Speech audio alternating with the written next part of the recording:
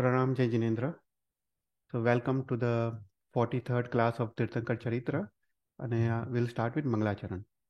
Namo Variyantanam, Namo Siddhanam, Namo Ayaryanam, Namo Uvajjayanam, Namo Lohe Savvasavanam, Aiso Panchanamukaro Savo Pava Paransano, Mangalanancha Savesim Paramamai Mangalam, Raga Dvesh Vijetaram, Gnataram Visvavastuna, Sakra Pujya Giramesham Tirtesham Shridimanahe, Pannage च सुरेन्द्रे च कौशिके पाद संस्कृशि निर्विशेष मनस्काय श्रीवीर स्वामिने नमः अज्ञानं तिमिरान्धानं ज्ञानजननी शलाकया नेत्रमुन्मिलितं येन तस्मै श्रीगुरुवे नमः सर्वरिष्टप्रणाशाय सर्वभीष्टार्थदायिने सर्वलब्धिनिदानाय श्रीगौतम स्वामिने नमः ओंकारबिन्दुसंयुक्तं नित्यं ध्यायन्ति योगिना कामदं मोक्षदं चैव ओंकाराय नमो नमः।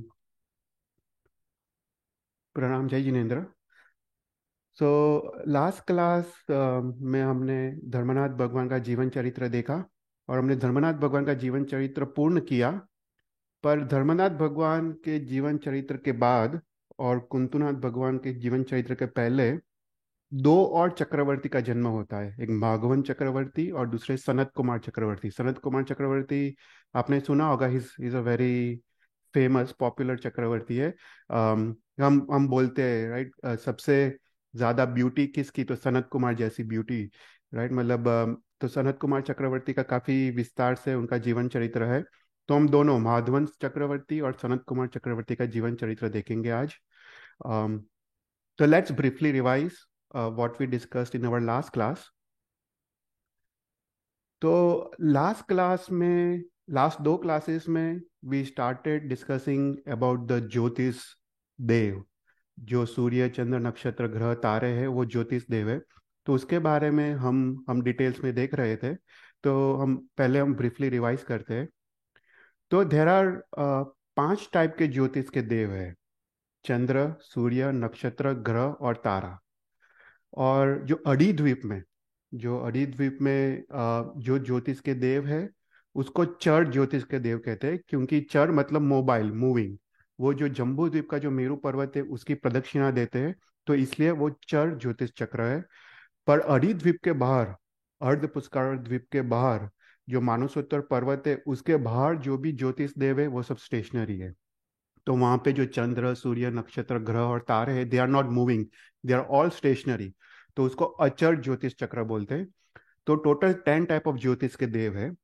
पांच टाइप के ज्योतिष के देव जो अरिद्वीप के अंदर जो चर है, और अरिद्वीप के बाहर जो पांच टाइप के ज्योतिष के देव है वो अचर है। तो टोटल 10 टाइप ऑफ ज्योतिष के देव का अपने शास्त्र में वर्णन आता है।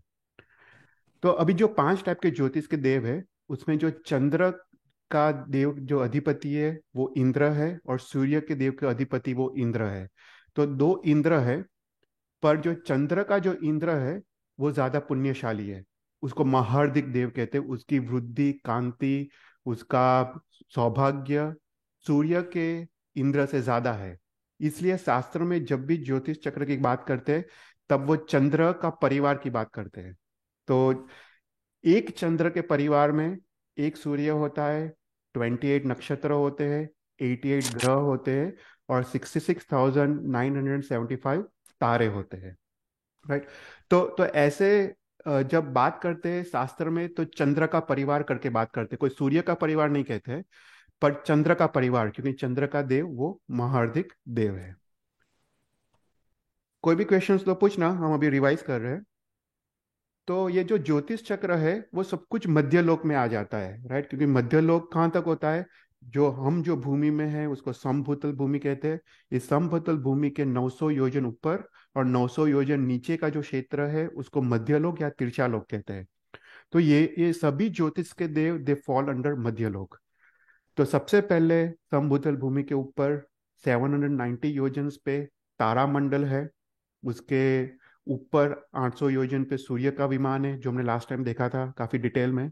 उसके ऊपर चंद्र के विमान है, उसके ऊपर नक्षत्र का विमान है, और उसके ऊपर सभी ग्रह का विमान है। तो ये जो विमान है, ये जो ज्योतिष के देव है, वो जो जम्बूद्वीप का मेरू पर्वत को प्रदक्षिणा देते हैं, राइट। तो वो अपने अपने प्लेन पे, अपने अपने लेवल पे रह के प्रदक्षिणा देते हैं। मतलब कोई भी ऊपर नीचे नहीं जाता, कोई भी ऊर्ध्व की तरफ या अधो की तरफ नहीं जाता है, पर अपने अपने प्लेन पे रह के वो प्रदक्षिणा देते हैं। पर वो अंदर बाहर अवश्य जाते हैं, पर ऊपर नीचे नहीं जाते हैं। तो वो सेम प्लेन में रह के वो प्रदक्षिणा देते हैं। फिर उसके बाद हमने देखा कि अरिद्वीप में टोटल कितने सूर्य चंद्र है। 132 सूर्य और 132 चंद्र है।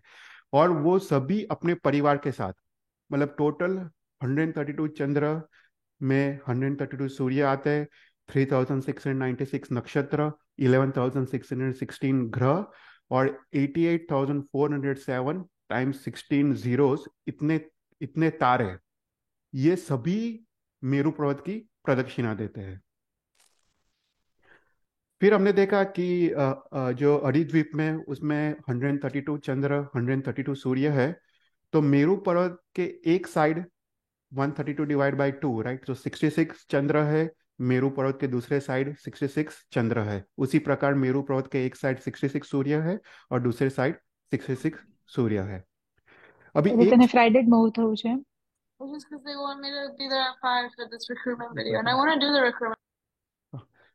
तो तो यहाँ पे एक चीज हम देख रहे थे कि जो भी सूर्य और चंद्र मेरु पर्वत की जो प्रदक्षिणा देते हैं, तो जो मेरु पर्वत के पास वाले जो सूर्य चंद्र है, राइट, जो प्रदक्षिणा देते, they cover a smaller distance, right, उनका सरकमफरेंस वो स्मॉल है।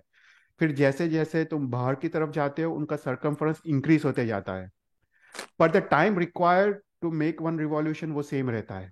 तो उसका मतलब ये हुआ कि जो अंदर का सूर्य चंद्र है, they rotate at a slower speed, और जो बाहर के सूर्य चंद्र है, they rotate at much faster speed. क्योंकि ये जो भी सूर्य चंद्र है, they always remain in the same line. उसको ये सम श्रेणी, शास्त्र में सम श्रेणी करके बोलते। तो ये सभी 132 सूर्य और 132 चंद्र, they always remain on the same line. उसका मतलब जो बाहर का सूर्य चंद्र है, they rotate at much faster speed, और अंदर के जो सूर्य चंद्र है, they rotate at the slower speed. कोई भी क्वेश्चंस? ओके। फिर उसके बाद हमने देखा कि हरिद्वीप में जो सूर्य चंद्र है, वो उसकी जो डायमेंशंस है वो डबल है। जो हरिद्वीप के बाहर जो सूर्य चंद्र है, उसके डायमेंशंस हाफ है। तो अपने शास्त्र में सबसे बड़ा ग्रह कौन सा है, तो बोलते हैं चंद्र। तो चंद्र इज 56/61 योजन्स। उससे छोटा सूर्य है 48/61 योजन्स। फिर ग्रह हाफ योजन, नक्षत्र 1/4 योजन। तो ये अरिद्वीप के डायमेंशंस है, पर अरिद्वीप के बाहर जो सूर्य चंद्र है, उसके डायमेंशंस इससे आधे हैं। तो अरिद्वीप के बाहर चंद्र का डायमेंशंस विल बी 58/61, सूर्य का डायमेंशंस विल बी 24/61, ग्रह का डायमेंशंस विल बी 1/4 योजन, नक्षत्र का 1/8 योजन। ओके। तो तो ये सब हरिद्वीप के बाहर के डायमेंशंस है। तो बेसिकली अपना ये मेरु पर्वत है। मेरु पर्वत से अम, जो भी मानसोत्तर पर्वत तक जो भी ग्रह नक्षत्र तारे हैं, वो मेरु पर्वत की प्रदक्षिणा देते हैं, उसको चर ज्योतिष चक्र कहते हैं। और मानुष्योत्तर पर्वत के बाहर जो भी ग्रह नक्षत्र तारे सूर्य चंद्र है, वो अचर है, वो स्थिर है, उसको अचर ज्योतिष चक्र कहते हैं। फिर उसके बाद हमने देखा कि अरिद्वीप के बाहर जो ज्योतिष के देव है, राइट, सूर्य चंद्र, उसके डायमेंशंस आधा है। उसका मतलब उसकी जो उष्णता है, उसका जो जो शीतलता, चंद्र की शीतलता और सूर्य सूर्य की उष्णता वो कम है, क्योंकि डायमेंशंस आधा है। तो इसलिए उसकी शीतलता और उष्णता वो कम है। फिर उसके बाद देखा कि जो सभी ग्रह का शेप कैसा है, तो बोलते it's more like a half spherical shape है। नीचे से वो गोल दिखता है, हम ऊपर जब देखते हैं तब वो गोल दिखता है, पर ऊपर वो सपाट है। और इस सपाट भूमि में देवताओं की नगरी है।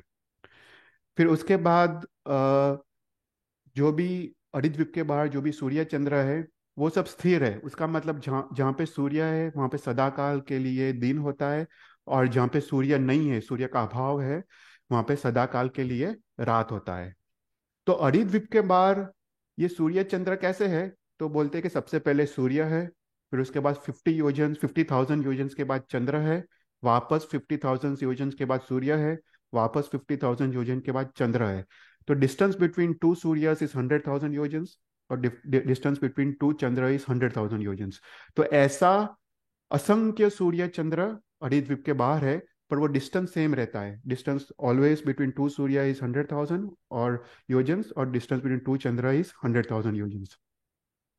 फिर द्वीप के बाहर जो भी सूर्य चंद्र है, वो सूर्य हर बार पुष्य नक्षत्र में है, क्योंकि वो स्थिर है, तो it's always constantly in the Pushya नक्षत्र।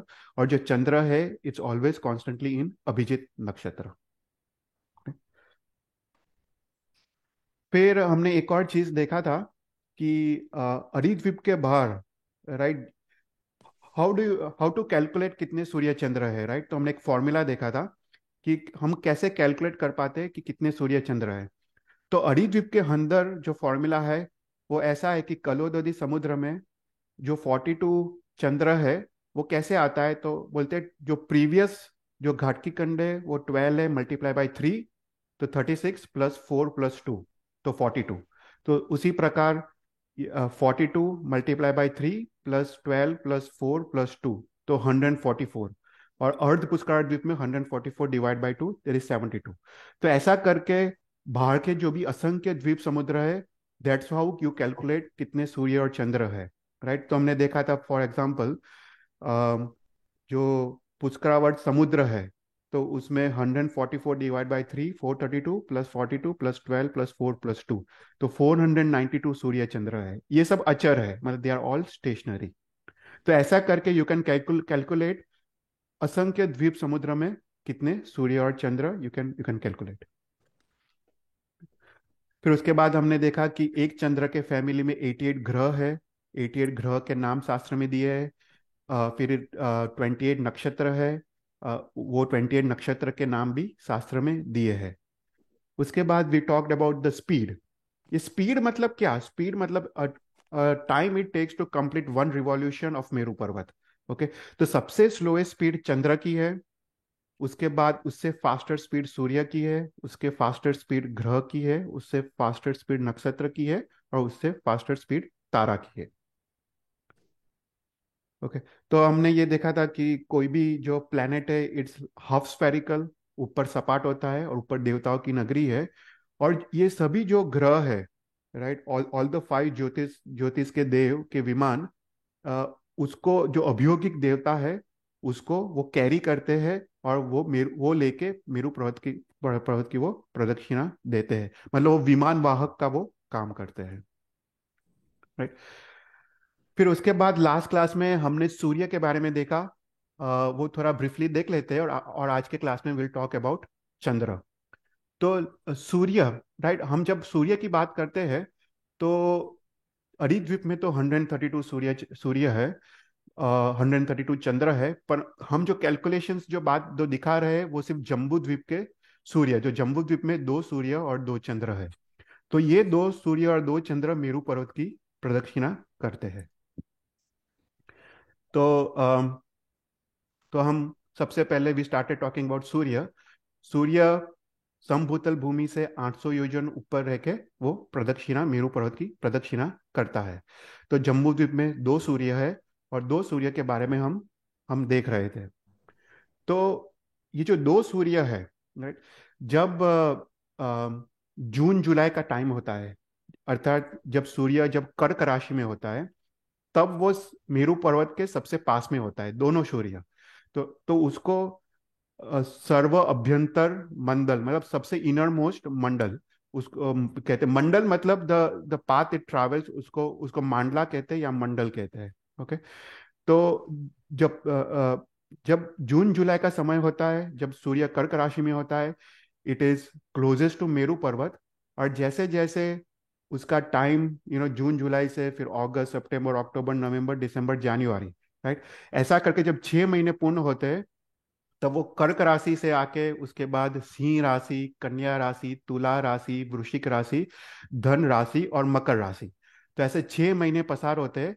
तो सूर्य सर्व अभ्यंतर मंडल से ट्रैवल होके सर्व बाह्य मंडल की तरफ वो जाता है। तो ये जो डायरेक्शंस है, right, from going from inside to outside, वो उसको दक्षिणायन कहते हैं, कि वो दक्षिण की तरफ ट्रैवल करता है, तो उसको दक्षिणायन कहते हैं। और जब जनवरी से लेके वापस जून जुलाई तक इट ट्रैवल्स बैक इनसाइड, उसको उत्तरायण कहते हैं, राइट। तो हम पता है उत्तरायण सेलिब्रेट करते हैं या Makar Sankranti. What is that? कि सूर्य यहाँ पे मकर राशि में है अभी, मकर राशि में से अभी उसका उत्तरायण शुरू हो रहा है, मतलब it is going to travel inside. Okay. तो जब बाहर से ट्रैवल करता है उसको दक्षिणायन कहते हैं, और जब बाहर से अंदर ट्रैवल करते हैं उसको उत्तरायण कहते हैं। ओके। तो मकर संक्रांति या उत्तरायण। तो अभी जो ये दोनों जो सूर्य है, दे travel at the same time.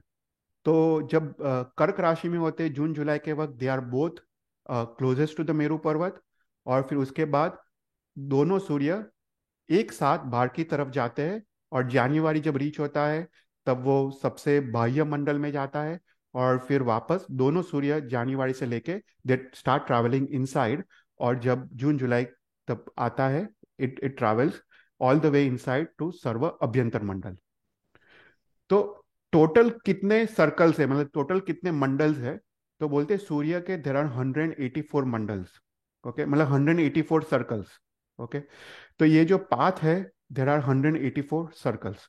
तो सूर्य को it takes 6 months to travel from sarva abhyantar mandal to sarva bahya mandal, और वापस 6 months to travel from sarva bahya mandal to sarva abhyantar Mandal. Okay. तो सूर्य जब बाहर की तरफ जाता है उसको दक्षिणायन कहते हैं, और सूर्य जब बाहर से अंदर की तरफ आता है उसको उत्तरायण कहते हैं। तो यहाँ पे डायग्राम है कि दक्षिणायन मतलब दोनों सूर्य they will be travelling outside, तो उसको दक्षिणायन कहते हैं। और उत्तरायण मतलब दोनों सूर्य विल बी ट्रैवलिंग इनसाइड, उसको उत्तरायण कहते हैं। राइट। फिर हमने देखा कि सूर्य के कितने मांडले हैं, कितने सर्कल्स है, 184 सर्कल्स है। ओके। तो तो ये जो 184 जो मांडले हैं, 401 में एक मिनट में मैं थोड़ा ऑलरेडी 101 तो कर मिनट कर देता हूँ। तो सूर्य के टोटल 184 मांडले हैं। उसमें से जम्बू द्वीप के अंदर, मतलब जम्बू द्वीप का जो जगती है, जो वॉल है, उसके अंदर सूर्य के 65 मांडले हैं, और जगती के बाहर सूर्य के 119 मांडले हैं। तो टोटल 184 जो मांडले हैं, इट्स डिवाइडेड इनटू जम्बू द्वीप के अंदर और जम्बू द्वीप के बाहर। तो जम्बू द्वीप की जो जगती है उसके अंदर 180 योजन्स तक से मांडले है, और जम्मू की जगती से बाहर 330 योजन्स। तो टोटल सूर्य का जो सर्व अभ्यंतर मांडले से सर्व बाह्य मांडला का जो डिस्टेंस है वो 510 योजन्स है। ओके। तो सर्व अभ्यंतर मांडले से सर्व बाह्य मांडले तक जो सूर्य ट्रैवल करता है, इट ट्रैवल्स बेसिकली 510 योजन डिस्टेंस। तो 180 योजन्स, उसमें 65 मांडले हैं जम्मू द्वीप के अंदर, और फिर 310 योजन्स जो लवण समुद्र में है, उसमें सूर्य के 119 मांडले हैं। कोई भी क्वेश्चंस हो तो तुम पूछ सकते हो। ओके। फिर उसके बाद हमने देखा कि मेरू पर्वत से, राइट, मेरू पर्वत से 444,820 योजन से सर्व अभ्यंतर मांडला शुरू होता है, मतलब दिस इज अ डिस्टेंस। जो सर्व अभ्यंतर मांडला है सूर्य का, वो 44,820 योजन है। ओके। अभी मांडला की थिकनेस क्या है? मांडला की thickness is the same as सूर्य की थिकनेस, राइट। तो सूर्य की थिकनेस इज 48/61 योजन, वो मांडला की थिकनेस है। तो एवरी मांडला के बीच अंतर कितना है? टोटल 184 मांडले है, तो distance between two mandala is 2 yojanas. उसका मतलब जब सूर्य एक सर्कल करता है, okay, it basically travels 2 yojanas, okay, distance plus the thickness of the mandala, right. तो एक जब सर्कल पूरा सूर्य पूर्ण करता है, it goes away from the Meru parvat bye 2 योजन्स। तो टोटल 184 मांडले है। ओके। तो हर एक मांडले के बीच अंतर इज 2 योजन्स। अभी सूर्य को सर्व अभ्यंतर मांडले से सर्व बाह्य मांडले, टोटल 184 मांडले है, उसको ट्रैवल करने में 183 डेज लगते हैं। तो दक्षिणायन के वक्त 183 डेज लगते हैं, और वापस उत्तरायण के वक्त कमिंग फ्रॉम आउटसाइड मांडला टू इनर मोस्ट मांडला वापस 183 डेज लगते हैं। तो टोटल 366 डेज लगते हैं। तो टोटल कितनी राशि है? 12 राशि है। तो 366 डिवाइड बाई 12 इज 30.5 days। तो सूर्य उसका मतलब हर एक राशि में, हम जैसे बोलते हैं कर्क राशि से शुरू होता है, राइट, सभी अभ्यंतर मामला। सो कर्क, सिंह, कन्या, तो एवरी राशि में सूर्य रिमेन्स फॉर 30.5 days। तो इसको सूर्य मास कहते हैं, कि मंथ ऑफ सूर्य, मतलब सूर्य मास इज व्हाट 30.5 days, मतलब हर एक राशि में इट रिमेन्स फॉर 30.5 days। तो यहाँ पे कहा था दक्षिणायन में वो क्या करता है सूर्य, सर्व अभ्यंतर मांडले में एक बार होता है, फिर बीच में जो 182 मांडला है उसमें उसमें ट्रैवल करता है, फिर वो सर्व बाह्य मांडले में वो पहुंचता है। और उत्तरायण के वक्त वो सर्व बाह्य मांडले से स्टार्ट करता है, बीच के 182 मांडले, और वो सर्व अभ्यंतर मांडले में पहुंचता है। उसका मतलब जो सर्व अभ्यंतर और सर्व बाह्य के मांडले हैं वो एक एक बार साल में सर्कल करता है, और बीच के जो मांडले है it it it it is going 2 times। Okay, तो उत्तरायण के वक्त 183 days लगते हैं, और दक्षिणायन में भी 183 days लगते हैं। तो बेसिकली यहाँ पे कैलकुलेशन हमने देखा था कि 366 days डिवाइड बाई 12 इज 30.5। तो 30.5 days के लिए सूर्य रिमेन्स इन वन राशि। ओके, फिर उसके बाद हमने देखा कि सूर्य को एक मांडला पूर्ण करने में, मतलब एक सर्कल जो सूर्य यहाँ पे है उसको एक सर्कल पूरा पूर्ण करने में 60 मुहूर्त लगते हैं। 60 मुहूर्त मतलब 48 hours, मतलब 2 days। तो दोनों सूर्य को, तो जैसे एक सूर्य जब पूरा सर्कल पूर्ण करके यहाँ पे आता है, इट टेक्स 48 hours। उसी समय दूसरा सूर्य भी यहाँ से शुरू होके पूरा सर्कल फिनिश करता है। तो 60 मुहूर्त में, मतलब 48 hours में, both the suryas they are travelling at the same time, तो एक एक मांडला पूर्ण करते हैं। तो तो तो 24 hours में सूर्य आधा मांडला पूर्ण करता है, मतलब 24 hours में this Surya will go from here to here, okay, आधा मांडला, और this Surya will go from here to here. तो उसका मतलब क्या हुआ, राइट, हमने लास्ट टाइम देखा था कि हम तो भरत क्षेत्र में, भरत क्षेत्र फॉर एग्जाम्पल यहाँ पे साउथ में है, तो जब एक दिन पसार होता है तो ये सूर्य will travel from here to here, वो अर्ध मांडला पूर्ण करता है, राइट, और this Surya will travel from here to here. अभी जब दूसरा दिन शुरू होता है तब ये सूर्य जो था, जो भरत क्षेत्र को उजाला देता था, it has gone away to the north, right, पर जो दूसरा सूर्य है it comes to the south. तो उसका मतलब every day is a different surya. जो आज का सूर्य है वो कल का सूर्य अलग है, और फिर वापस जो थर्ड डे का सूर्य है वो आज का सूर्य है। सो एवरी ऑल्टरनेट डेज वो सूर्य रिपीट होता है, मतलब आज का सूर्य और कल का सूर्य अलग है, राइट। तो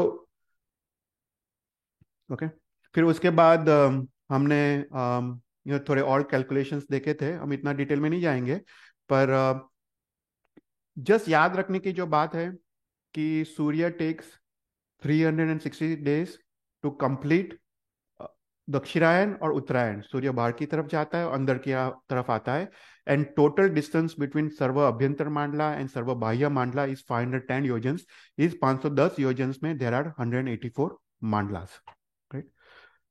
तो ये सब डिटेल में हमने देखा था। फिर फिर उसके बाद हमने दूसरा चीज जो बात किया था वो है कि ये कैलकुलेशन में इतना डिटेल में नहीं आएंगे, पर यह दूसरा चीज जो हमने बात किया था वो है मुहूर्त का, राइट। तो जब सूर्य जब सबसे सर्व अभ्यंतर मांडले में होता है, जून जुलाई का समय, राइट, उस समय दिन सबसे बड़ा होता है और रात सबसे छोटी होती है। तो दिन इज 18 मुहूर्त और रात इज 12 मुहूर्त। और सूर्य जब ट्रैवल करते करते 6 महीने में सर्व बाह्य मांडले में जाता है तब वो ऑपोजिट हो जाता है, दिन सबसे छोटा हो जाता है क्योंकि सूर्य इज फार अवे। तो दिन 12 मुहूर्त होता है और रात 18 मुहूर्त। तो बेसिकली सर्व अभ्यंतर मांडले से ट्रैवल करके जब सर्व बाह्य मांडले में जाता है सूर्य, तो 6 मुहूर्त का डिफरेंस आता है। ओके, तो 6 मंथ्स में 6 मुहूर्त का डिफरेंस आता है, मतलब 183 days में 6 मुहूर्त का डिफरेंस आता है।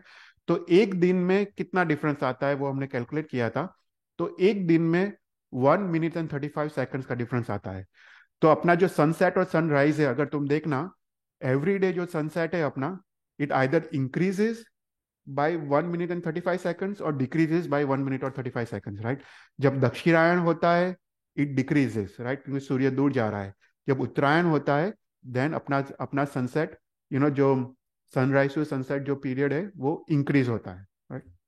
तो ये बेसिकली कैलकुलेशन है 1 minute and 35 seconds का, एवरी डे का सनराइज और सनसेट वो इंक्रीज या डिक्रीज होता है डिपेंडिंग ऑन उत्तरायण या दक्षिणायन। फिर उसके बाद नेक्स्ट नेक्स्ट चीज हमने देखा कि सूर्य की स्पीड, राइट? तो सूर्य की स्पीड हमने देखा कि जैसे सूर्य बाहर की तरफ जाता है, it now covers more distance. जब इनर सर्कल में होता है उसका सर्कमफ्रेंस कम होता है, सेकंड मामले में उसका सर्कमफ्रेंस और ज्यादा होता है, थर्ड मामले में सर्कमफ्रेंस और ज्यादा होता है, ऐसे 184th मामले में सर्कमफ्रेंस इज द हाईएस्ट। पर the time required to complete one circle still remain the same. जब सर्व अभ्यंतर मांडले में होता है, जो फर्स्ट मांडले में होता है, तब भी उसको 60 मुहूर्त लगता है, और जो 184th मांडले में होता है तब भी उसको एक सर्कल कंप्लीट करने में 60 मुहूर्त लगता है। उसका मतलब जैसे जैसे सूर्य बाहर जाता है उसका स्पीड इंक्रीज होता है, और जैसे जैसे सूर्य अंदर आता है उसका स्पीड डिक्रीज होता है। और हमने वो कैलकुलेशंस किया था, calculations very simple, circumference calculate किया हमने, एंड जो 2 पाई आर या पाई डी करके सरकमफ्रेंस हमने कैलकुलेट किया, और हमने देखा कि एवरी एवरी मांडला में 18 योजन्स सरकमफ्रेंस इंक्रीज होता है। तो उस हिसाब से प्रथम मांडले में ये सरकमफ्रेंस है, you add 18 yojanas to all the mandala, और 184 मांडले में this is the circumference, and you divide the circumference by 60 muhurat, right? क्योंकि time to complete one circle is 60 muhurat, तो सूर्य की स्पीड आती है। तो सर्व अभ्यंतर मांडले में is the slowest speed 5251 29/60 yojanas to complete one mandala, और ऐसे ऐसा करके हर एक मांडले में the speed increases by 18/60 yojanas. और सब सर्व जो बाह्य मांडले में उसकी speed is the is the is the fastest 5305 yojanas. तो उसको मुहूर्त गति बोलते हैं। तो अंदर से बाहर जब सूर्य जाता है उसकी स्पीड इंक्रीज होती है क्योंकि सर्कमफ्रेंस इंक्रीज होता है, और बाहर से जब अंदर आता है सब सर्कमफ्रेंस डिक्रीज होता है और उसकी स्पीड डिक्रीज होती है।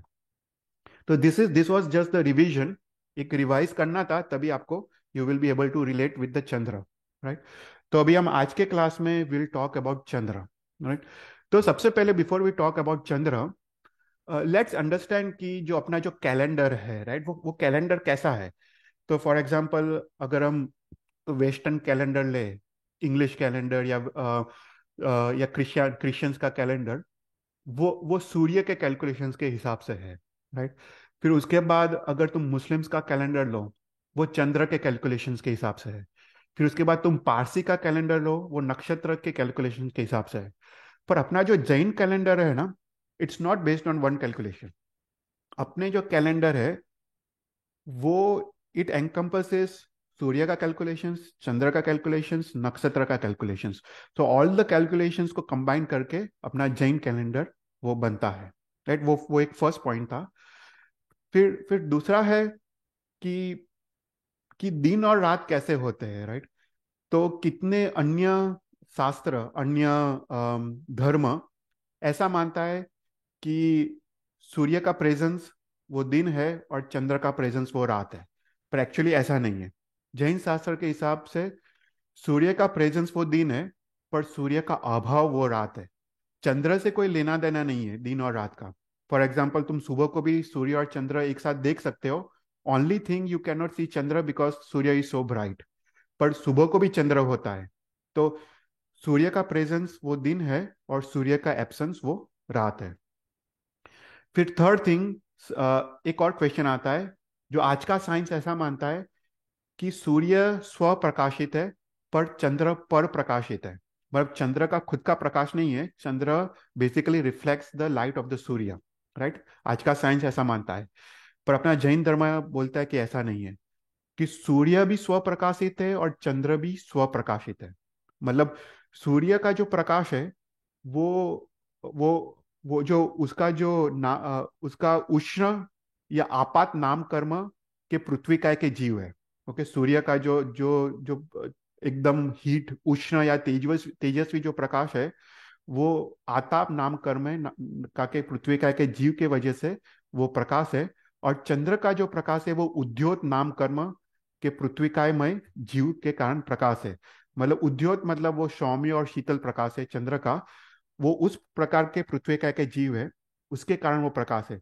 तो मतलब कहने का मतलब कि सूर्य भी स्वप्रकाशित है और चंद्र भी स्वप्रकाशित है। तो वो एक क्लैरिफिकेशन करना था। कोई भी क्वेश्चन हो तो पूछना। तो अभी हम आज के क्लास में चंद्र के बारे में देखेंगे। जैसे हमने सूर्य के बारे में देखा उसी प्रकार will talk about the Chandra, right. तो हम सबसे पहले चंद्र के मांडले के बारे में देखेंगे, उसके बाद चंद्र की स्पीड के बारे में देखेंगे, और हम फिर उसके बाद ना हम थोड़ा थोड़ा तिथि के बारे में देखेंगे कि तिथि एक्चुअली होती क्या है, राइट। कृष्णवद एक, कृष्णवद बीज, कृष्णवद त्रीज, वो सब क्या होता है। तो will will talk about that. Okay, तो सबसे पहले हमने देखा सूर्य, वो समभूतल भूमि से 800 योजन ऊपर लेके वो प्रदक्षिणा देता है। और सूर्य के ऊपर 880 योजन में चंद्र वो मेरू पर्वत की प्रदक्षिणा देता है। तो जम्बू द्वीप में दो सूर्य और दो चंद्र है, राइट। तो हम दो चंद्र की बात करेंगे कि दो चंद्र इस जम्बू द्वीप के मेरू पर्वत की वो कैसे प्रदक्षिणा देता है। तो जैसे हमने सूर्य के बारे में बात किया, उसी प्रकार सूर्य के कितने मांडले थे, 184 मांडला, राइट। और वो 510 योजन्स में 184 मांडला थे। अभी चंद्र के सेम 510 योजन्स है। ओके, जैसे सूर्य के जो 510 योजन्स का डिस्टेंस है, उसी प्रकार चंद्र का भी सर्व अभ्यंतर और सर्व बाह्य मांडले के बीच सेम 510 योजन डिस्टेंस है। पर चंद्र के मात्र 15 मांडला है। सूर्य के 184 मांडले थे, उसके कंपैरिजन में चंद्र के मात्र 15 मांडले हैं। अभी जम्मू द्वीप की जगती के अंदर जो 180 योजन है, उसमें चंद्र के 5 मांडले हैं। और जम्बू द्वीप की जगती के बाहर लवण समुद्र में 330 योजन से उसमें चंद्र के 10 मांडले हैं, right. So that is a difference. So सूर्य के 184 मांडले थे, चंद्र के टोटल 15 मांडले हैं। तो बेसिकली यहाँ पे you know this calculations are very basic. Okay, तो टोटल मांडले कितने हैं, 15 मांडले हैं। मांडला का साइज कितना है, थिकनेस ऑफ मांडला इज द सेम एज चंद्र का जो साइज है 56/61 योजन्स। तो basically 15 mandala multiplied by the size of Chandra, so is 13 yojans and 47/61 yojans, right? So this is the thickness of all the mandalas together. Okay, तो total 15 mandala। आंतरे कितने हैं, for example अपने 5 fingers है, 5 fingers के बीच अंतर तो 4 है ना, द नंबर ऑफ अंतर्स। उसी प्रकार 15 मांडले के बीच 14 14 आंतरे है। और मंडल क्षेत्र इज सेम है सूर्य, मतलब जो सर्व अभ्यंतर मांडले और सर्व बाह्य मांडले में जो डिस्टेंस है it remains the same, 510 yojanas. एक मांडली की पौड़ाई मतलब width is the width of chandra, right. तो total width of all the mandala is 15 multiply by ये 13। और दो मांडले के बीच अंतर सूर्य में कितना था, 2 योजन्स था, राइट। एक मांडले से दूसरे मांडले के बीच जो डिस्टेंस था वो 2 योजन था। अभी चंद्र के दो मांडले के बीच distance is 35 yojanas, 35 yojanas and 30/61 yojanas. क्योंकि चंद्र के कम मांडले हैं, so distance between two mandalas are much more, right. सूर्य के 184 मांडले थे तो मांडलास वेर क्लोजर टुगेदर, पर यहाँ पे सेम 510 योजन में मात्र 15 मांडले हैं। तो distance between two mandala is much higher, is 35/30/61 योजन्स। उसका कहने का मतलब है कि चंद्र जब एक सर्कल पूर्ण करता है, it goes away from Meru parvat by this much distance, 35 योजन्स वो बाहर की तरफ जाता है या फिर अंदर की तरफ आता है, राइट। तो इस 30 जो अंतर है यू मल्टीप्लाई बाय 14 तो ये फिगर आता है। तो बेसिकली टोटल 15 मांडले है, 5 मांडले जम्बू द्वीप में है और 10 मांडले लवण समुद्र में है। ओके, तो ये फिगर है।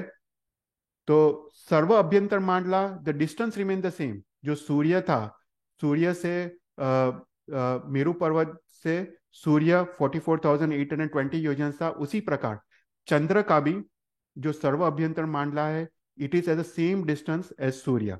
Only thing you have to remember कि chandra is at much higher plane. सूर्य नीचे था, वो 800 योजन पे था अपने से, और चंद्र इज एट 880 योजन, मतलब वो अपने प्लेन में वो प्रदक्षिणा देता है।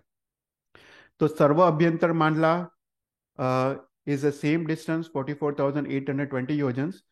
तो जम्बू द्वीप के अंदर 5 मांडले हैं, जम्बू द्वीप के बाहर 10 मांडले, तो टोटल 15 मांडला। ओके, अभी जो उत्तरायण और दक्षिणायन है इट रिमेन्स द सेम। दोनों चंद्र एक साथ बाहर की तरफ जाते हैं उसको दक्षिणायन कहते हैं, और दोनों चंद्र जब अंदर की तरफ आते हैं उसको उत्तरायण कहते हैं। नाउ द टाइम, राइट, हमने देखा कि सूर्य को दक्षिणायन करते हुए 6 महीने लगते हैं। अभी चंद्र को ये 15 मांडले क्रॉस करते हुए 13.5 डेज लगते हैं, राइट। तो चंद्र 13.5 डेज में इट गोज फ्रॉम सर्व अभ्यंतर मांडला टू सर्व बाह्य मांडला, दोनों चंद्र एक साथ। ओके, एंड वापस 13.5 डेज में इट कम्स फ्रॉम सर्व बाह्य मांडला टू सर्व अभ्यंतर मांडला। तो 13.5 प्लस 13.5 इट इज अराउंड 27.5। तो 27.5 डेज में चंद्र दक्षिणायन प्लस उत्तरायण फिनिश करता है, राइट। सूर्य को कितना लगता था? 1 साल लगता था। सूर्य 6 मंथ्स में दक्षिणायन पूर्ण करता था, वापस 6 महीने में उत्तरायण पूर्ण करता था। चंद्र मात्र 27.5 डेज में इट कंप्लीट्स द बोथ चंद्र उत्तरायण और दक्षिणायन और उत्तरायण। ओके, कोई भी क्वेश्चंस? तो ये फिगर है, तो सर्व अभ्यंतर मांडला यहाँ पे है, राइट। उसकी थिकनेस, मांडला की thickness is thickness of Chandra. Distance between two mandala is 35 योजन्स, 35.30/61 योजन्स to be exact. तो ये डिस्टेंस बिटवीन टू मांडला। तो ये जम्बू द्वीप की जक्ति है। जम्बू द्वीप की जक्ति के अंदर जो 180 योजन्स है उसमें चंद्र के 5 मांडले हैं। जम्बू द्वीप के जक्ति के बाहर लवण समुद्र में जो 330 योजन से उसमें चंद्र के 10 मांडले हैं, right. So this is the basic diagram. Okay, तो यहाँ पे बोलते हैं कि सूर्य की जैसे, राइट, सेम उत्तरायण और दक्षिणायन की डेफिनेशन है। ओनली डिफरेंस इज जो सूर्य को दक्षिणायन में 6 महीने मतलब 183 डेज लगते थे, अभी चंद्र को 13.5 डेज लगते हैं। तो चंद्र जब उत्तरायण करता है, मतलब जब बाहर से अंदर आता है, तो वो 13 अंदर के मांडले क्रॉस करता है, प्लस सर्व, ये यहाँ पे गलत लिखा है, सर्व बाह्य मांडला क्रॉस करता है। तो उत्तरायण के वक्त 14 मांडला करता है, और दक्षिणायन के वक्त सर्व अभ्यंतर मांडला से लेके मध्य के 13 मांडला, तो 14 मांडला। तो ये 14 मांडला क्रॉस करते हुए चंद्र को 13.5 डेज लगते हैं। तो चंद्र को उत्तरायण प्लस दक्षिणायन दोनों कंप्लीट करते हुए 27 डेज एंड 21/67 डेज। तो पूरा उसको उत्तरायण प्लस दक्षिणायन पूर्ण करते हुए बेसिकली 27.5 डेज उसको लगते हैं। ओके, फिर उसके बाद हम ना सूर्य के साथ कंपैरिजन कर रहे हैं क्योंकि तुमको इजीली समझ आए। तो फिर हमने हमने सूर्य में देखा था कि सूर्य को एक सर्कल कंप्लीट करने में कितना 60 मुहूर्त लगता था, 48 आवर्स। अभी चंद्र इज मच स्लोअर। हमने देखा था कि सबसे स्लोएस्ट ग्रह कौन सा है? चंद्र है। तो चंद्र को एक सर्कल क्रॉस करते हुए इट टेक्स 62 मुहूर्त। सूर्य को 60 मुहूर्त लगता था, चंद्र इट टेक्स 2 मुहूर्त ज्यादा। तो 60 मुहूर्त मतलब 48 आवर्स, और चंद्र को इट टेक्स 62 मुहूर्त मतलब that is 48 hours and 48 minutes. तो चंद्र को एक सर्कल कंप्लीट करने में मोर देन 2 डेज लगते हैं, तो 48 आवर्स एंड 48 मिनट्स। ओके, तो चंद्र जब एक सर्कल पूर्ण करता है, राइट, तो डिस्टेंस बिटवीन मानला कितना है? 35 yojanas and 30/61 plus again 35/30/61, right. तो ये चंद्र यहां से यहां जाता है, दूसरा चंद्र it comes from here to here, right. तो ऐसा करके एक सर्कल वो पूर्ण करता है। ओके, तो तो अभी बेसिक कैलकुलेशंस। तो same it remains same with surya, कि सूर्य से जैसे मेरू की अपेक्षा से सर्व अभ्यंतर मांडला इज 44,820 योजन जो सूर्य का था। Distance between the two mandalas is 35 yojanas. सूर्य का कितना 2 योजन्स था, राइट। तो यहाँ पे 35 yojanas plus the thickness of चंद्र, तो यहाँ पे 36/25/61 योजन्स आता है। तो व्हेन चंद्र कंप्लीट्स 1 मांडला, तो वो ये 36/21/61 yojanas it goes away from the Meru parvat, right. तो ऐसा करके जब चंद्र कंप्लीट्स 15 मांडला, वो 510 योजन्स का डिस्टेंस ट्रैवल करके इट गोज टू सर्व बाह्य मांडला। फिर उसके बाद यहाँ पे लिखा है कि दो दो चंद्र, right, you have to consider 2 chandra. तो 2 चंद्र के बीच बीच डिस्टेंस क्या है? तो जब सर्व अभ्यंतर मांडले में होते हैं तब मेरू पर्वत से 1 चंद्र इज 44,820 योजन्स, दूसरा चंद्र दूसरी side 44,820 yojanas plus the thickness of Meru parvat. तो वेन चंद्र वो सर्व अभ्यंतर मांडले में होता है, 2 चंद्र के बीच डिस्टेंस इज 99,640 योजन्स। फिर उसके बाद चंद्र जब 1 मांडला ट्रैवल करता है तो distance increases by 36, because this travels a distance of 35 yojanas plus the thickness of chandra. Similarly एक चंद्र के लिए इवन दूसरा चंद्र भी उतना ट्रैवल करता है, राइट। तो बेसिकली 1 मांडला जब पूर्ण करते हैं दोनों चंद्र एक साथ, the distance increases by 72 yojanas, 72/51/61 yojanas. तो एक मांडले में दोनों चंद्र they go far from each other by 72 yojanas. तो ऐसा करते हुए सर्व बाह्य मांडले में जब प्रवेश करते हैं तो the distance increases by basically 509 yojanas, right. तो 2 सूर्य के बीच जो डिस्टेंस था वो 100,660 योजन्स था when they are at the सर्व सबसे बाहर के मांडले में।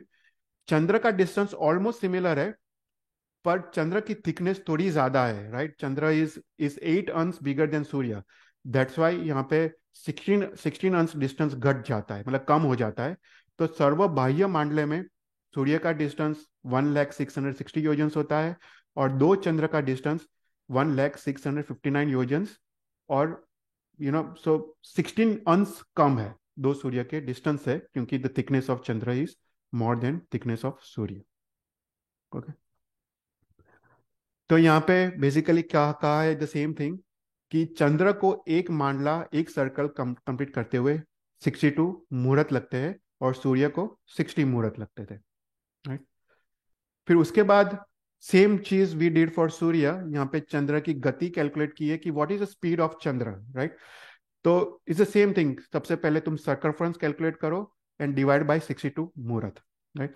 तो सर्व अभ्यंतर मांडले में circumference remains the same, right. तो 300 ये इतना सर्कमफ्रेंस है, राइट। फिर उसके बाद सेकंड मांडले में सर्कमफ्रेंस, सेकंड मांडले में यू ऐड अनदर 72 योजन्स, तो सेकंड मांडले का सर्कमफ्रेंस आता है। तो डिस्टेंस, तो सर्कमफ्रेंस इंक्रीजेस बाय 230 योजन्स अप्रोक्सीमेटली। तो 2 मांडले के जैसे जैसे चंद्र बाहर की तरफ जाता है द सर्कमफ्रेंस इंक्रीजेस बाय 230 योजन्स। अगर सूर्य का कितना था 18 योजन्स था, राइट, सर्कमफ्रेंस इंक्रीजेस बाय 18 योजन्स। चंद्र का क्या है कि मांडला के बीच गैप काफी है, काफी बड़ी है, क्योंकि मात्र 15 मांडले है, तो सर्कमफ्रेंस इंक्रीजेस बाय 230 योजन्स। तो ऐसे करते करते गति फाइंड करने के लिए you take the circumference divide by the time it takes to complete the 1 circumference या 1 मांडला। तो बेसिकली यहाँ पे वो लोग ने गति का कैलकुलेशन दिया है जो नेक्स्ट पेज में सिंपलर है। तो basically take the inner most circumference sarva अभ्यंतर mandala divide by the muhurat, right. ये exact is 62 muhurat bye 23 exact calculation है। तो यहाँ पे जो सर्व अभ्यंतर मांडले में चंद्र की गति इतनी है 5073 योजन्स पर मांडला, राइट। तो उसके बाद similarly you take the second mandala का सर्कमफ्रेंस डिवाइड बाय 62 मुहूर्त। तो चंद्र की गति इंक्रीजेस बाय अराउंड 3 योजन्स, क्योंकि जैसे हमने देखा कि सूर्य का स्पीड इंक्रीज होता है जैसे वो बाहर की तरफ जाता है, because the time required to complete one circle is the same. Similarly चंद्र की स्पीड भी इंक्रीज होती है, right, when it goes outside. तो कितनी इंक्रीज होती है? तो अराउंड 3 योजन्स इंक्रीज होती है। तो फ्रॉम एक मांडला से दूसरे मांडला जब जाता है चंद्र का speed, it increases by around 3 योजन्स। तो यहाँ पे वो लोग ने मुहूर्त गति कैलकुलेट किया है। तो उसी प्रकार सर्वबाह्य मांडले में it again takes the same 62 murat. तो सर्वबाह्य मामले में मुहूर्त is 5125 योजन्स। तो चंद्र की speed it keeps on increasing, okay, by around 3 योजन्स पर मांडला। और सूर्य की कितनी इंक्रीज होती थी? Around it was a fraction of a yojan, okay. तो यहाँ पे I have created a chart.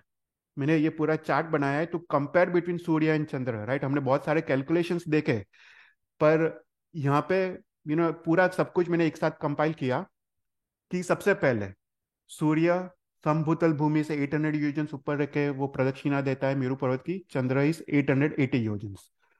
फिर सूर्य के कितने मांडले हैं, कितने सर्कल से? टोटल 184 योजन्स। चंद्र के 184 मांडला, चंद्र के 15 मांडला। मांडला के बीच अंतर कितने हैं? 183, इसके 14 अंतर। सर्व अभ्यंतर मांडला मेरू पर्वत से कितने? दोनों as a same distance, right. Surya is 44,820 योजन्स, चंद्र भी 44,820 योजन्स। सर्व बाह्य मांडला मेरू पर्वत से सेम डिस्टेंस, राइट, बिकॉज सर्व अभ्यंतर और सर्व मांडले के बीच 510 योजन्स का डिस्टेंस है। तो सर्व बाह्य मांडला इज 45,330 योजन्स फ्रॉम मेरू पर्वत, और चंद्र का भी सेम। तो टोटल डिस्टेंस बिटवीन द सर्व अभ्यंतर और सर्व बाह्य मांडला, सूर्य और चंद्र का दोनों 510 योजन्स। जो हरिद्वीप में सॉरी जम्बू द्वीप में 180 योजन्स, और लवण समुद्र में 330 योजन्स, ओके। तो 180 प्लस 330 इज 510। तो सूर्य के जम्बू द्वीप में 65 मांडले हैं, और चंद्र के जम्बू द्वीप में 5 मांडले हैं, और लवण समुद्र में सूर्य के 119 मांडले हैं, और लवण समुद्र में चंद्र के 10 मांडले हैं। फिर मांडला की साइज, मांडला की thickness is basically thickness of surya और चंद्र। तो सूर्य की थिकनेस, मांडला की साइज इज 0.787 योजन्स, और चंद्र की 0.918 योजन्स। डिस्टेंस बिटवीन टू मांडला, सूर्य की कितना था? 2 योजन्स is was the distance between two मांडला, और चंद्र का 35.49 योजन्स। फिर टाइम टू कंप्लीट वन मांडला, ओके, सूर्य का 48 आवर्स, चंद्र का 62 मतलब 62 मुहूर्त, that is 49 hours and 41 minutes. Time to complete half मांडला, सूर्य 24 आवर्स लगता है, और चंद्र को 24 hours and 48 minutes, right. Distance between मतलब ये दो दो सूर्य इन सर्व अभ्यंतर मांडला इतना डिस्टेंस है दो सूर्य के बीच, जब दोनों सूर्य सबसे पास में होते हैं। सिमिलरली सेम डिस्टेंस दो चंद्र सबसे पास में होते हैं। और डिस्टेंस बिटवीन दो सूर्य जब सर्व बाह्य मांडले में होता है वो इतना डिस्टेंस है 100,660 योजन्स, और सेम डिस्टेंस दो चंद्र का। फिर इंक्रीजिंग डिस्टेंस बिटवीन टू मांडलास, राइट। तो जब जब सूर्य दोनों सूर्य एक मांडला ट्रैवल करते हैं तो कितना डिस्टेंस इंक्रीज होता है? तो डिस्टेंस बिटवीन द दो मांडला इज 2 योजन्स, प्लस द थिकनेस ऑफ सूर्य, प्लस दूसरे सूर्य का 2 योजन्स, plus distance plus thickness of Surya.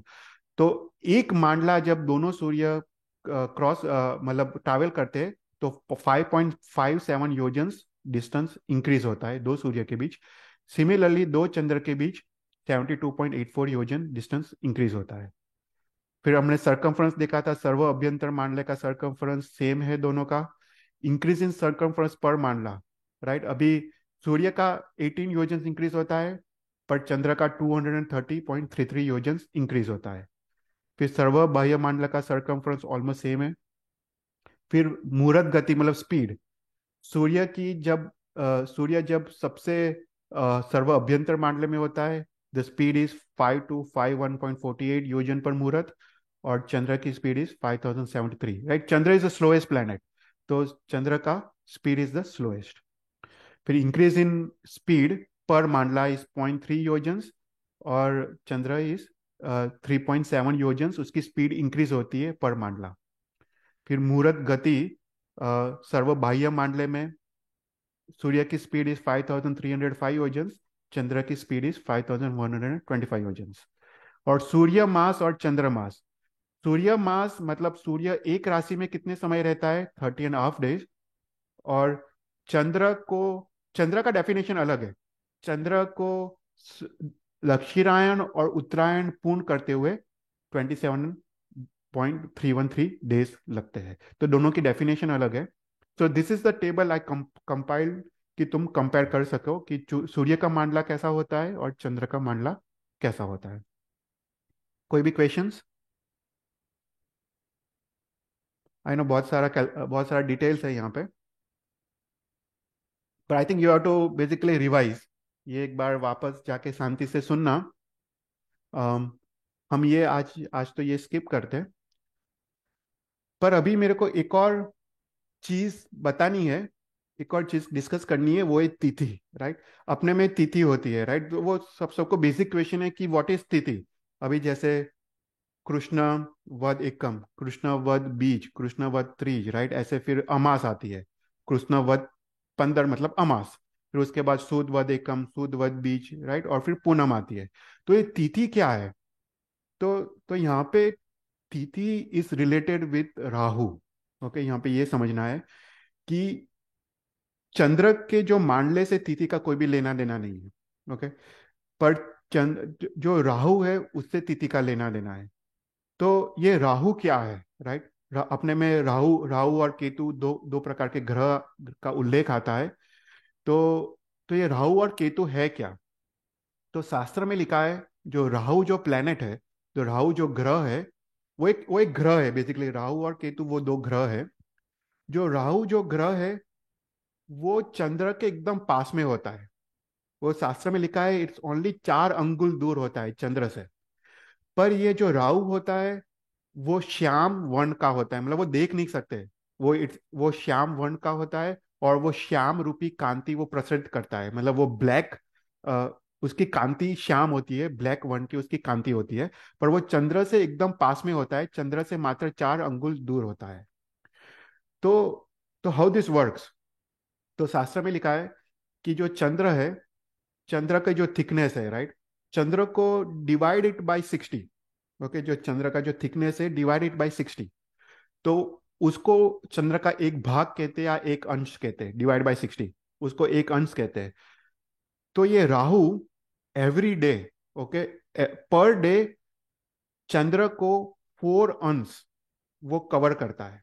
Okay, वो अपनी जो श्याम जो कांति है, जो जो उसकी जो ब्लैक एनर्जी है, वो चंद्र को आवृत करती है, मतलब चंद्र को वो कवर करती है। इसलिए हमको चंद्र, जब पूनम से लेके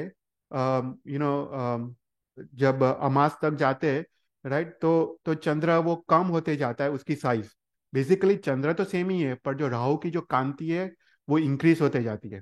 तो बोलते हैं राहु पर डे चंद्र को 4 अंश कवर करता है।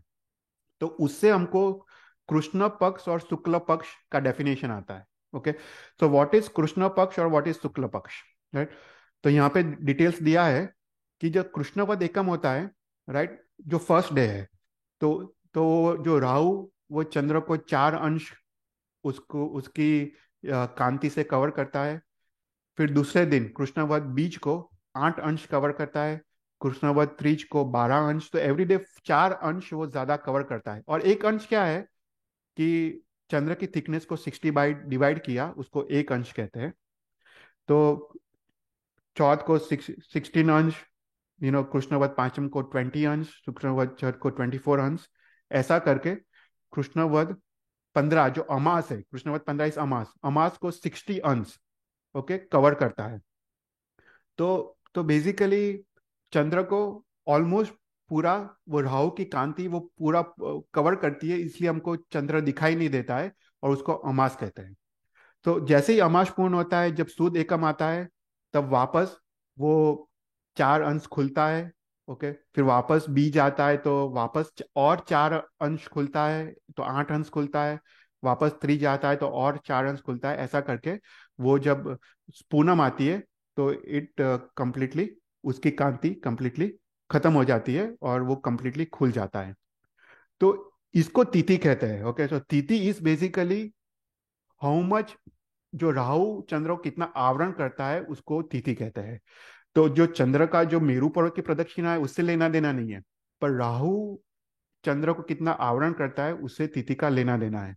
तो बेसिकली शास्त्र में लिखा है कि एवरी डे, मतलब ये 29 मुहूर्त, 29.32 मुहूर्त, तो इतने समय का एक तिथि होता है। तो बेसिकली राहु इतने समय तक 4 अंश कवर करता है, फिर वापस सेम समय तक 8 अंश कवर करता है वापस। तो एक तिथि का जो जो जो टाइम है इस 29, ये मुहूर्त है, 29 मुहूर्त, मतलब you have to multiply by 48 minutes. Okay, कोई भी क्वेश्चंस? सॉरी। हाँ, तो अपने में राहु भी 2 टाइप के हैं। मैं इतना डिटेल में नहीं जाऊंगा, पर राहु भी अपने में 2 टाइप के हैं। एक को ध्रुव राहु कहते हैं और दूसरे को पूर्व राहु कहते हैं। ओके, जो जो ध्रुव राहु है वो ये तिथि का कैलकुलेशंस में आता है। ये जो कवर करता है चंद्र को वो ध्रुव राहु है। पर जो दूसरा जो राहु है उसको पूर्व राहु कहते हैं, जब वो ग्रहण होता है, राइट। तो शास्त्र में लिखा है जब ल्यूनार एक्लिप्स होता है तब वो पूर्व का राहु, जो दूसरा राहु है उसको पूर्व राहु कहते हैं, वो चंद्र को आवरण करता है, तब उसको ल्यूनार एक्लिप्स कहते हैं। ओके, और वो पूर्व का राहु जब सूर्य को कवर करता है उसको सोलर एक्लिप्स कहते हैं। तो बोलते हैं कि एवरी 6 मंथ्स ये पूर्व राहु चंद्र को आवरण करता है, तो एवरी 6 मंथ्स ल्यूनार एक्लिप्स होता है। एवरी 48 ईयर्स ये पूर्व राहु सूर्य को आवरण करता है, तो एवरी 48 ईयर्स में टोटल सोलर एक्लिप्स होता है, राइट। तो ऐसा करके अपने में तिथि का कैलकुलेशन दिया है, और तिथि का calculation is based on the Rahu कितना चंद्र को आवरण करता है, उस पे अपना तिथि का कैलकुलेशन है। कोई भी क्वेश्चंस? आई नो बहुत सारी डिटेल्स थी, पर you can ask any questions, अगर कोई क्वेश्चंस हो तो। Chetal bhai, I had a quick question. हम्म તો આ બધું is that the તમે જે તિથિનું કીધું, does that hmm relate to એક તિથિ અને બે તિથિ? Is it because of that second Rahu? ના ના ના ના, એક ના, it's not because of that. એક તીતી ને બે તીતીનું જે છે ને એનો જે વિવાદ ઇઝ મચ ડિફરન્ટ. Oh, એટલે okay. હા હા, ના, but calculations is the same. એ Oh, બંનેનું okay. એટલે જૈન ધર્મ જે કેલ્ક્યુલેશન છે એ જ એક તિથિવાર પણ ફોલો કરે છે અને બે તિથિવાર ફોલો કરે છે. Oh, okay. પણ ડિફરન્સ શું છે કે બે તિથિવાળા એવું માને છે કે જે જે અમુક કેલ્ક્યુલેશન્સમાં જે બીજી તિથિ હોય ત્યારે રિયલ 14 કન્સિડર કરાય. એટલે દેર ઇઝ સમ ડિફરન્સ કે વેન ડુ યુ કન્સિડર કે કઈ તિથિ, અગર, કારણ કે શું છે કે અમ, અ, એક તિથિ 2 દિવસ હોઈ શકે, રાઈટ. બિકોઝ આપણા કેલ્ક્યુલેશન્સમાં તો જે ચંદ્રનું કેલ્ક્યુલેશન છે એ સૂર્ય જોડે લેવા દેવા નથી. તો સમટાઈમ્સ યુ હેવ ગોટ 2 13 એક જ દિવસે, 2 14 એક જ દિવસે. પણ અમુક કેલ્ક્યુલેશન્સમાં એ લોકોને એવો ફરક પડે છે કે બીજી જે 14 આવે છે દેટ્સ અ રિયલ 14, અને કેટલા લોકો કહે છે કે ના, પહેલી 14 ઇઝ અ રિયલ 14. એટલે ત્યાં આગળ થોડો ડિફરન્સ આવે છે શાસ્ત્ર પ્રમાણે. પણ ઇટ્સ નોટ બીકોઝ ઓફ પૂર્વ રાઉટ, બંનેનું કેલ્ક્યુલેશન તો સેમ જ છે. Oh, okay. Got it then. Okay. Thank you. तो हमने लास्ट टाइम धर्मनाथ भगवान का जीवन चरित्र देखा, और धर्मनाथ भगवान का जीवन चरित्र हमने पूर्ण किया. वी कंप्लीटेड धर्मनाथ भगवान जीवन चरित्र. पर धर्मनाथ भगवान के जीवन चरित्र और शांतिनाथ भगवान के जीवन चरित्र के बीच अ, 2 चक्रवर्ती का जन्म होता है. एक है मध्वा चक्रवर्ती और दूसरा है सनत कुमार चक्रवर्ती. तो 2 चक्रवर्ती का जन्म होता है. हम आज उनका हम जीवन चरित्र देखेंगे. First will look at Madhva Chakravarti का जीवन चरित्र, जो बहुत शॉर्ट है, पर उसके बाद सनत कुमार जीवन का चक्रवर्ती देखेंगे, जो बहुत इंटरेस्टिंग है और काफी डिटेल में है. तो first will talk about Madhva Chakravarti. है मध्वा चक्रवर्ती, ये कौन से चक्रवर्ती है? थर्ड चक्रवर्ती है, राइट. सबसे पहले भरत चक्रवर्ती का देखा, उसके बाद सागर चक्रवर्ती, राइट, जो अजितनाथ भगवान के समय में. उसके बाद कोई और चक्रवर्ती हुआ नहीं, राइट। फ्रॉम अजितनाथ भगवान से लेके धर्मनाथ भगवान तक काफी सारे वासुदेव, बलदेव और वो सब हो गए, पर कोई चक्रवर्ती नहीं हुआ। पर धर्मनाथ भगवान के जीवन, उनके उनके बाद और शांतिनाथ भगवान के पहले दो चक्रवर्ती का होता है, तो वो थर्ड एंड फोर्थ चक्रवर्ती है। तो सबसे पहले माधवा चक्रवर्ती, वो इस अवसर पर काल के थर्ड चक्रवर्ती है, उसका जीवन चरित्र देखते हैं। तो बोलते हैं कि प्रीवियस बर्थ ऑफ माधवा चक्रवर्ती, तो उनका नाम अमरापति करके था, प्रीवियस बर्थ। तो in this same Bharat Kshetra, in the city called Mahi Mandal, there was a king name Amrapati in वासुपूज्यस time, Nath of Anath, best of kings. He was attentive to the right behavior, like a good sadhu to the right conduct. He did not strike his people at all, even with a flower stalk. He only guarded them carefully like a new flower. He wore love as anklets and dharma as a crown.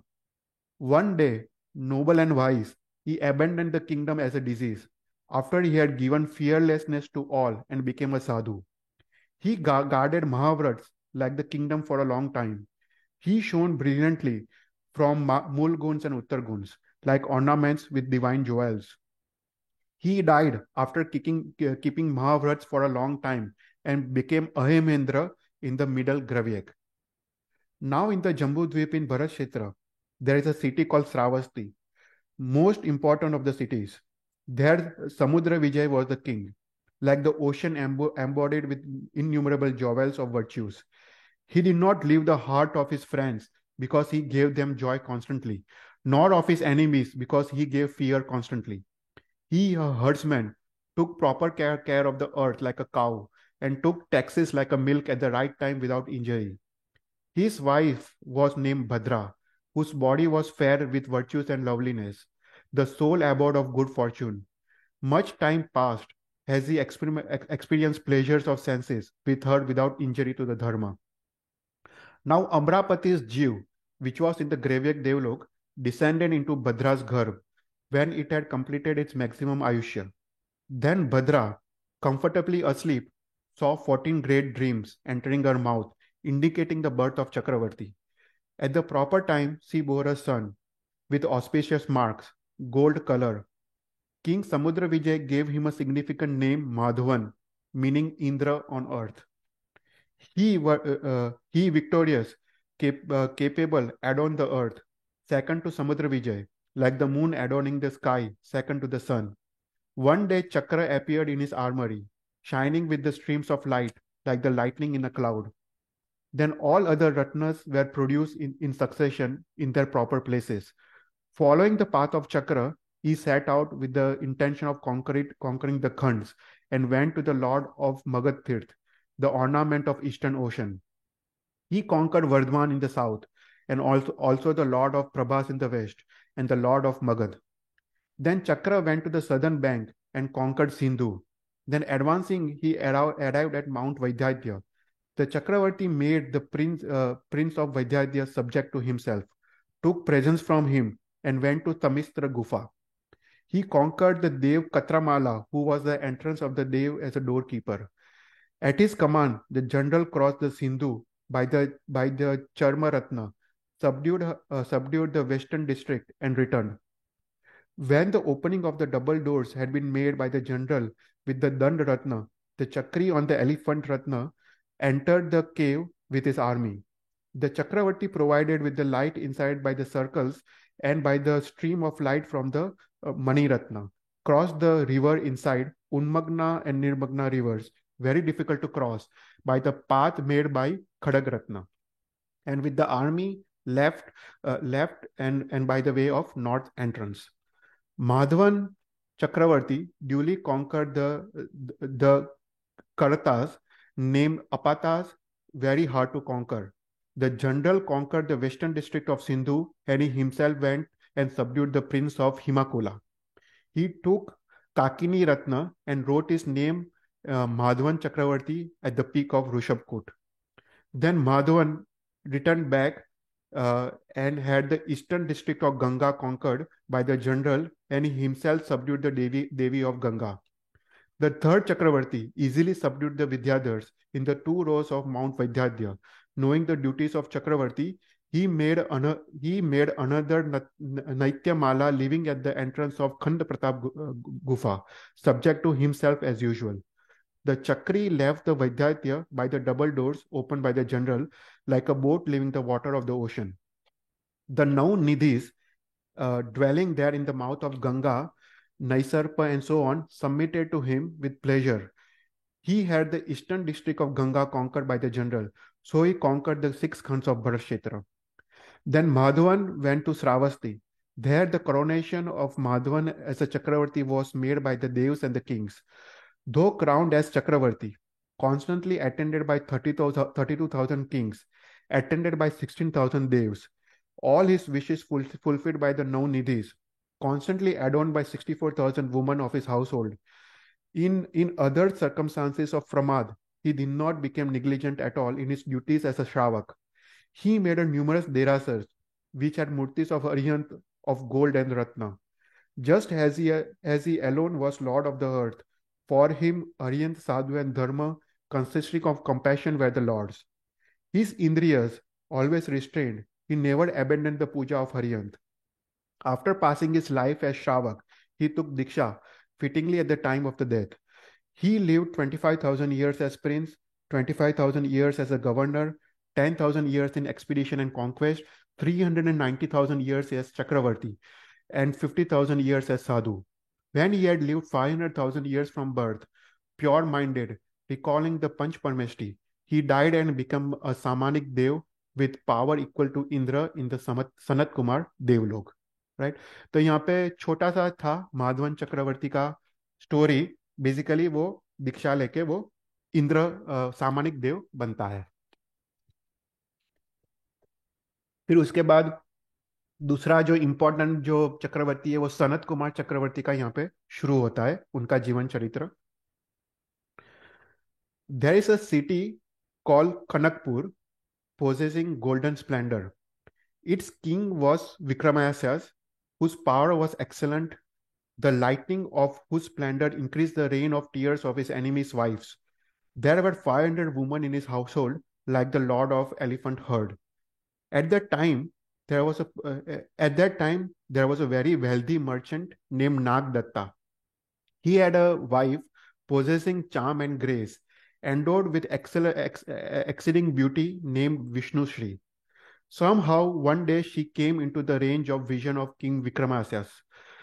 When he saw her, Vikramasas thought oh, her eyes are charming like a deer, her abundant hair beautiful like peacock's tail, her lips soft and red like a ripe bimba, her arms straight and soft like young creepers, her waist extremely small that could be clasped by one hand, her navel like a whirlpool, her hips like a beach in the river of loveliness, her thighs like pillars of plantain, her feet like lotuses, and all the rest of her, whose mind will it not steal. Because of the old age, she was unsuitably married off to some unfit person. I shall take her away and place her in my household. With these reflections, King Vikramasas took her and disgraced his glory. The king put her in his household, and very attentive, always pleased her. The merchant was in tremendous pain by her separation. Because the king constantly delighted in Vishnu Shri, the woman of the household, angered by jealousy, used sorcery against her. Because of the sorcery, she withered away moment by moment and died.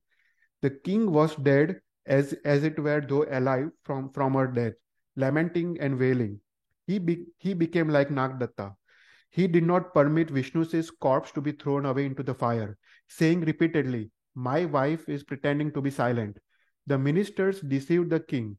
They took Vishnu's body and threw it into the forest. Just now you were here. Why, beloved, you are not visible? Enough of this game of disappearing. Why you do not grieve because of my grief? For we always had one Atma. How can you play without me? I am coming. Talking in this way, king wandered in various places, as if he was out of his senses. Then 3 days had passed, and he had not eaten or drunk. Then ministers feared for king's life and showed him her body. When he had seen Vishnu's body, with her head exceedingly disordered, eyes picked out by the herons, her body chewed by the vultures and eagles, intestines pulled out by the jackals, covered by swarms of flies, smelling badly, Vikramasas at once became disgusted with existence and reflected, "Oh, there is nothing whatsoever of value in this worthless worldly existence. For how long a time have we been deluded by the idea of value in woman? Women covered by skin are charming outside, filled with flesh, blood, and phlegm, marrow, bone, and impurities, fastened by the muscles. If there is a transposition of the outside and inside of a woman's body, his lover will conceal himself. I will root up completely the root of desire." With these reflections, disgusted with sansar, noble-minded, he went and took diksha at the feet of Acharya Suvrat. Free from the interest in the body, he dried himself by tap, 1 day, 2 days, a month, as sun dries the water by its rays.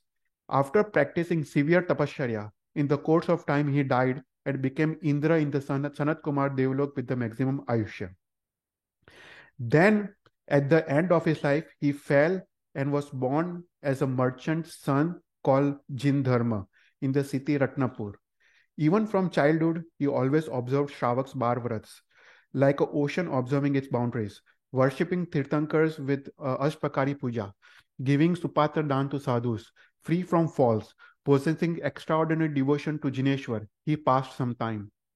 Now Nagdatta, grieving by the separation of his wife, wandered in Tiryan's Gati after the death due to Artedhyan. Wandering through birds for a long time, he became a Brahman's son called Agni Sharma in the city Sinhpur. In course of time, he became Tridandi Sadhu and went to the city Ratnapur, devoted to severe tap of 2 months. Harivans was the king of that city. He was Vaishnav. He heard that the sadhu had come. At that time, for breaking his fast, he was invited by the king and went to the palace. By chance, he saw Jin Dharma.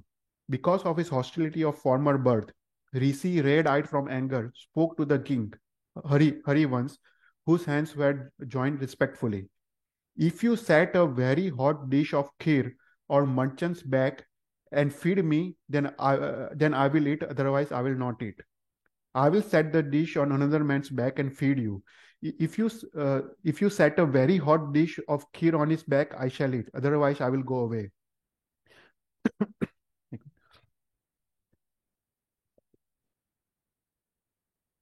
The king consented because he was Vaishnav. What kind of understanding does a man have outside Jineshwar's teaching? At the king's command, Jin Dharma's back was given to the Brahman. While he ate, and he endured extreme pain of heat of the dish like an elephant in the forest fire. This is a result of former action and nothing else. May this be destroyed, he reflected for a long time. When he had eaten, the kheer dish was pulled out from his back together with blood and flesh. Jin Dharma went back home, summoned all his relatives and friends, and asked for forgiveness for all his faults. He did puja in the Derasar and went to take Diksha. He left the city, ascended the mountain top, and practiced Kausat for 2 weeks in east and all other directions.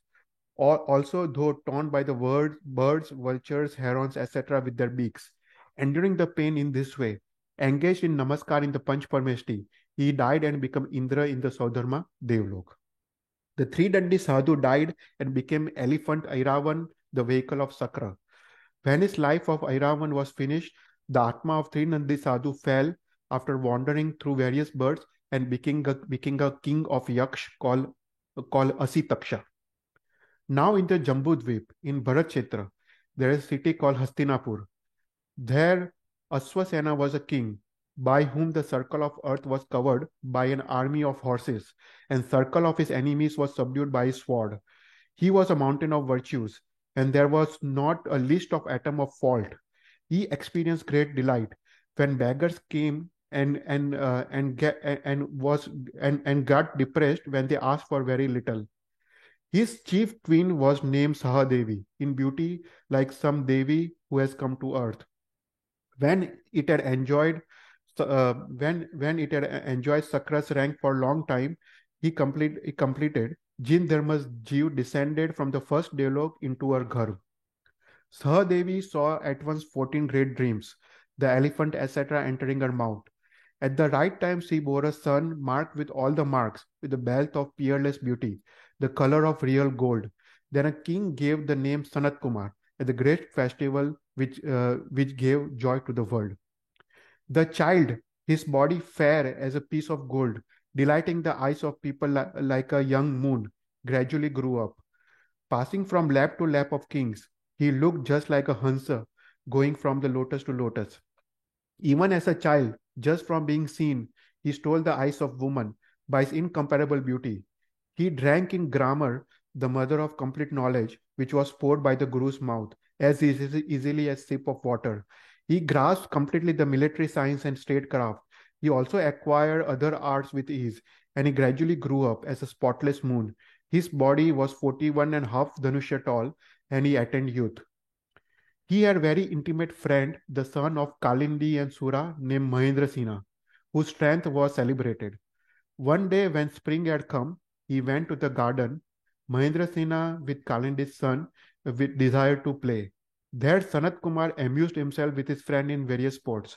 Then, King's Senapati sent horses as a gift, which was killed. He gave Sanat Kumar one horse named Jaladi Kulanda by name, unsteady as a wave. The prince abandoned his play and mounted the horse. Taking the whip in one hand and bridle in the another, he started the horse. By pressure of his thighs, it ran forward rapidly, not touching the earth with his feet, as if were going rather in the air. Whenever the prince pulled the bridle, it ran all the more, as if it had inverted training. In a moment, the horse left the princess on their horseback, like the Rakshas in the form of horse. Instantly, the horse with the prince on his back became invisible to the kings, even while they looked on. Aswasena went after his son, who had been carried away by the horse, like a boat by a river's flood, with troops of horses to bring him back. The horse goes here, here are the tracks. While the people were saying this, a strong wind arose, cruel, blinding everyone with a dust storm. The tracks were all destroyed by the dust waves. Neither low ground nor high ground, nor trees were visible. It was like they had entered the Patal Lok. Mahendra Sina said to Aswasena, Your Majesty, this is certainly the act of fate. Otherwise, why the prince? Why the horse from distant country? Why the prince mounting it whose habits were unknown? Why the carrying of the prince by the wicked horse? Or why the strong wind hiding the sight with the dust? Nevertheless, I have conquered the fate, and I will bring him back. I will search the caves and mountains and forests and river banks. Aswasena returned to his own city in grief. At once, Mahendra Sina entered the great forest with a small team. He penetrated the forest in every direction to find Sanat Kumar, whose pools were muddied by boars, terrifying from the cries of tigers, filled with herds of black antelope, bewildered by the packs of leaping leopards, whose trees were encircled by the boa constrictors who had swallowed animals. His army was scattered as he wandered over the great forest, which was horrible from thorny trees and wild animals. Deserted by the ministers, friends, etc., who were completely exhausted, he gradually became solitary like a Muni who was abandoned by all his associates. He wandered alone in caves and mountains, not seeing his friend anywhere. He climbed tall trees and looked in all the directions again, like a traveler who had lost his way. He spent spring season alone. He spent hot season wandering alone, parched at every step by the dust, heated by the rays of the sun, and which cooked the nails of his lotus feet like a fire. Disregarding the burning of his feet on the road, hard to traverse because of the ashes of forest fires, just extinguished. Ignoring the heat of his body from many of the hot winds like the flames of fire, drinking hot and muddy water from rivers, his heart unshaken, as if he wore a armor, though being struck by rain of sharp arrows, crossing path difficult to cross, trees uprooted, traversing the muddy road with ease like a boar, he spent rainy season in search of his friend, enduring the terrible heat of Chaitra on his head, and the hot sand on his feet, crying, Where are you, friend? He spent autumn wandering like an autumn cloud. The water of the ponds and rivers being made into ice by the north wind, the rows of red, white, and blue lotuses being consumed by the cold. He passed the winter, surely possessing a strong determination, taking steps fearlessly in old leaves fallen knee deep from the trees which were concealed by snakes and scorpions. Satisfying his hunger only by eating fresh shoots, he passed the cold weather, though he himself was not cool because of worrying of his friend. So a year passed while Mahendra Singh wandered over the forest in search of Sanat Kumar. One day, after he had gone some distance in the forest, he stopped and looked in the sky like an astrologer. Then he heard a noise of birds, ducks, hens, and cranes. Revived by the wind carrying the fragrance of lotuses, he inferred there is a pool nearby. He ran like a Rajhans to the pool with tears of joy. As he ran forward, he heard beautiful song with sweet noise of flutes. He saw his friend Sanat Kumar, pleasing to the sight in the midst of young women with brilliant garments and ornaments. Is that my dear friend, or someone's trickery, or is it a magic? As he was thinking, he heard the noise. O Sanat Kumar, Hansat to the pool of Kuru race, Moon to the ocean of Aswasena, Manobhav of good fortune, long live, becoming rich by the wealth from the victory over the two rows of Vaidhyatya, long live. After hearing that, he advanced into Sanat Kumar's range of vision like an elephant burned by heat into the ocean, falling, falling with a flood of tears from joy. He was embraced by Sanat Kumar, who had risen and raised him up. Both shed tears of joy like clouds in the rainy season, astonished at their unexpected meeting with each other. With hair erect from joy, they sat down, watched by Vidyadhars with astonishment. Their eyes and minds were on each other and nothing else. Then Mahendra Sinha's weariness was destroyed by the union with Prince Sanat Kumar, like a disease by a divine healing herb. Wiping the tears of joy from his eyes, Sanat Kumar said to Mahendra Sinha, "How have you come here? And why are you here alone? And how did you know I was here? And how have you spent the time? And how did my father live on the separation from me? And why did my parents send you alone in this inaccessible place?" Questioned thus by the prince, Mahendra Sinha, his voice choked with tears, related his past adventures just as they happened. Then Sanat Kumar had him fed, bathed by the skillful Vidyadhar woman. Then Mahendra Sinha asked Sanat Kumar, "Please tell me how far were you carried by the horse? Then what else happened? Now how this magnificence? How you should not conceal anything from me." And then Sanat Kumar reflected in his mind, "Nothing must be concealed from my friend." He asked his wife Bakula Matika to tell the true story to Mahendra Sinha. Okay. तो हम यहाँ पे आज खत्म करते हैं। फिर अभी महेंद्र वो सनत कुमार की वाइफ बकुला तुवा वो सनत कुमार की पूरी स्टोरी यहाँ पे बताती है। तो नेक्स्ट क्लास में हम सनत कुमार का जीवन चरित्र हम कंप्लीट करेंगे। फिर उसके बाद के क्लास में विल स्टार्ट विद शांतिनाथ भगवान का जीवन चरित्र। ओके, कोई क्वेश्चंस?